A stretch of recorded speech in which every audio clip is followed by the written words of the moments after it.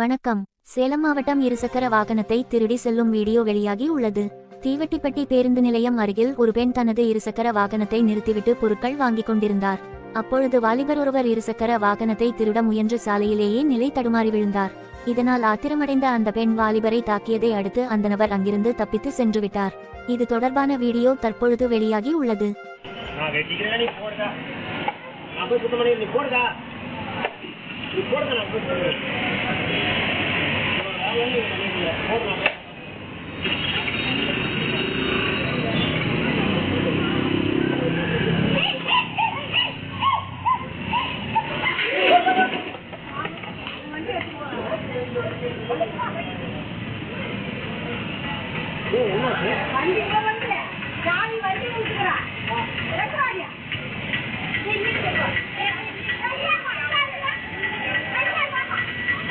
செய்திகளை மீண்டும் காண நமது சூரியமலர் சேனலை சப்ஸ்கிரைப் பண்ணவும்.